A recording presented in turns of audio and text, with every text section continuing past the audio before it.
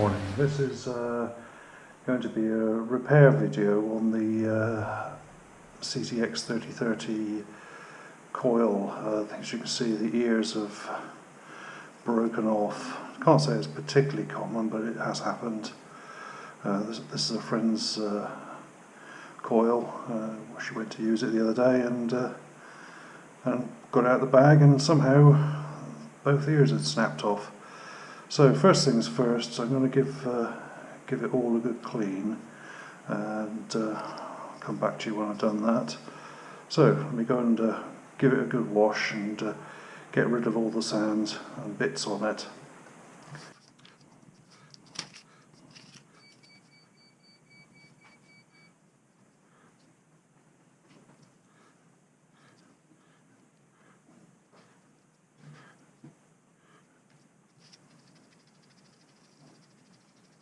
Mixed up the glue, I've just stuck on the two ears. When you do glue it, just make sure you stay clear of the where the shaft goes and the nuts and bolts. You can normally see a ring where the friction has just made a mark. Obviously make sure the two ears are perfectly aligned, because you don't want them cutting in or flopping out, otherwise it'll be useless. This particular glue takes 24 hours to dry, so I've given it a good liberal coating, but as I think I said earlier in the video, we're going to build this up to make it a much more substantial, because the glue by itself won't be enough. So just going to tweak this a little bit. See a small gap there. Right, there we go. Right, so gonna let this dry for 24 hours and then we'll be back. The ears have been stuck on. What we're going to do next is make a little template, which I'm just working on, to make a supporting structure. What I use is acrylic. It's just got its backing paper on still, and I'm going to make a template to actually cut two supports which go one either end, and that just strengthens up the whole structure. So that'll be glued down into the base of the where the ears are, and then we'll rely on the support being stuck onto here. So this is where I am at the moment. I just need to tweak this a little bit. Once I've actually got the template made up, then I can transfer that through to the acrylic and cut that to size and make it fit. The other thing I'll have to do is just remove some of this excess glue just around here. So at the moment there's a bit of a lump, so I want this to be flush, so when it's stuck it creates a very strong bond. Right, well, I've cut the plastic. I cut it rough, doesn't make any difference because it's got to be ground down to fit and then trimmed afterwards. So I just need to open up the holes a bit, which I'll be using my trusty Dremel, and get that to fit down properly, and then go from there.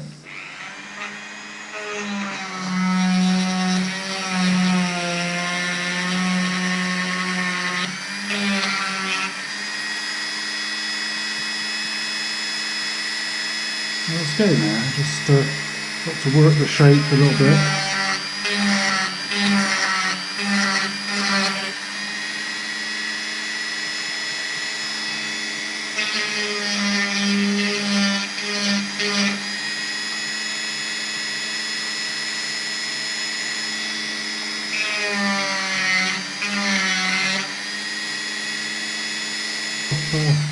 Cut this to actually sort of fits. I've also roughened up the two surfaces to help provide a key for the epoxy resin, so that's a pretty good fit, and that one's a pretty good fit. Small gap there, but That's fine. I've just washed it off, so I'll just let that dry for a few minutes. Then I'll mix up some glue and get a clamp the brace in place. I'm ready to stick the support plates in place and to mix up some epoxy. Oops.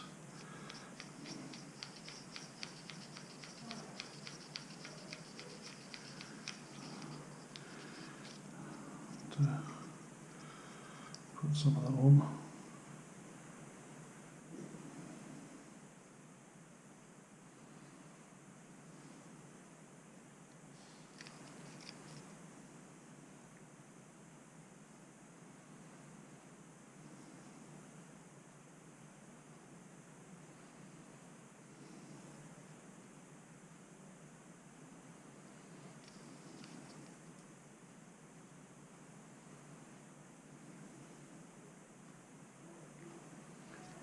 Go, that's one side.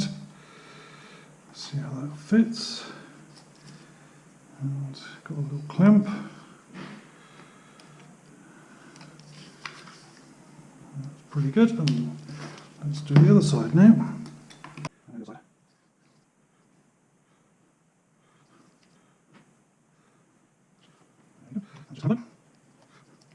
Excellent. You can see the glue oozing nicely all round both sides. Squeeze a little bit down in there. May have to just touch up a little bit when it's all dried and I've got the clamps out of the way. Take a bit off from there, put down in there. So when it's dried, I'll just sand file down the excess plastic. Perhaps fill in down the bottom as well. Okay, leave that for now. Come back in 24 hours. Well, I've just taken the clamps off and I've just now got to shape the support ears so it's the same as the original. So I just used my Dremel and take that down. I've taken this one down a little bit and just got to smooth it off. And the other side needs to be done. Re-drill the holes through there and then just put some extra epoxy around the interface between the old ears and the new ears.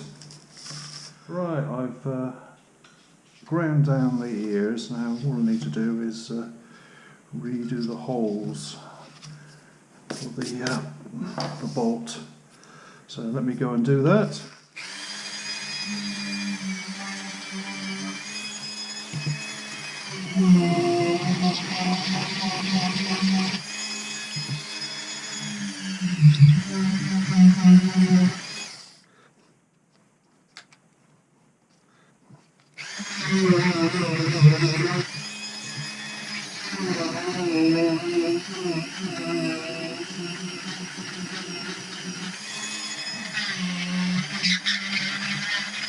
I've done all the filing. I've drilled the holes out to the correct size, and what remains to be done now is to epoxy the gap on the far side.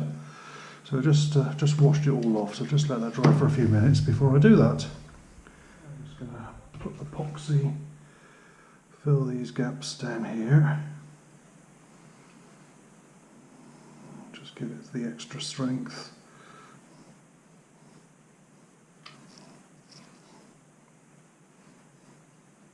Just finish the coil. Only 3 jobs left to do. Is put a new protector. This protects when it goes through the shaft. There's quite a sharp edge, so it just protects this bit of the cable when it goes in. I'll put some rubber tape round here because this can flex a bit too much and ultimately can actually break the strain relief.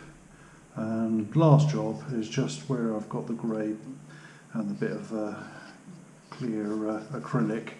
I'll just paint that with some matte black paint. I'll put the self-made amalgamating rubberized tape on. I'll just put this protector on for the cable. You can actually see the cable where it has rubbed in the past.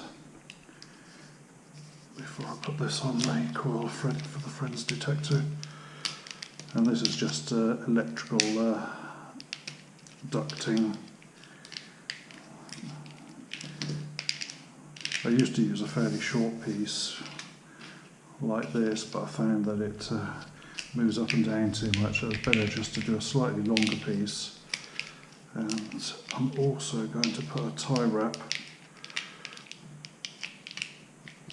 just here to try to stop it moving as much.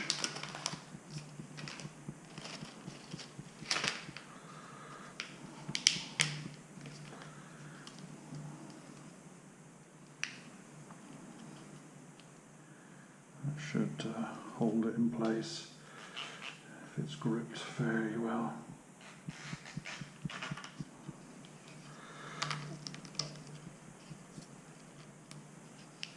There we go. Chop that off. Okay, now the only last job is the matte black paint. It's a bit solid, it's very solid. All I'm getting is the actual dissolvent, actual paint.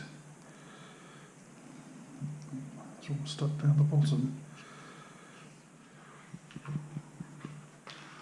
So hopefully this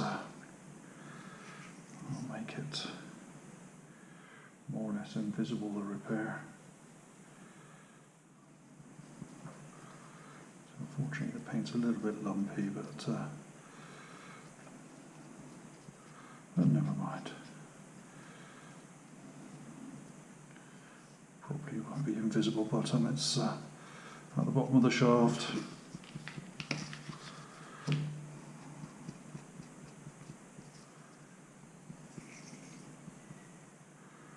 So I need to get some more matte black.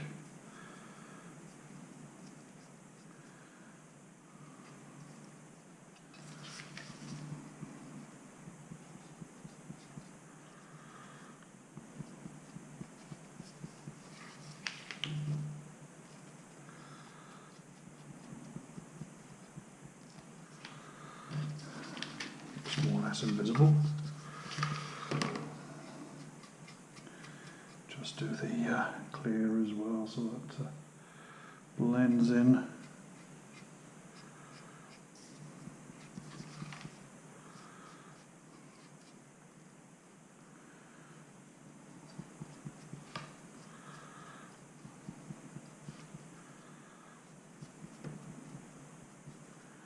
There we go, I think that's more or less done.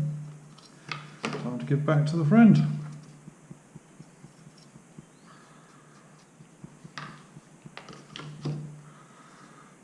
do a little bit round.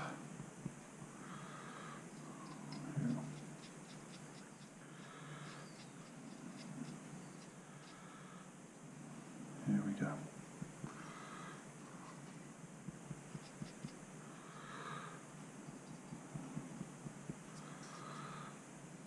Job done, I think. Just let that dry. There we go. Pretty good repair if I say so myself.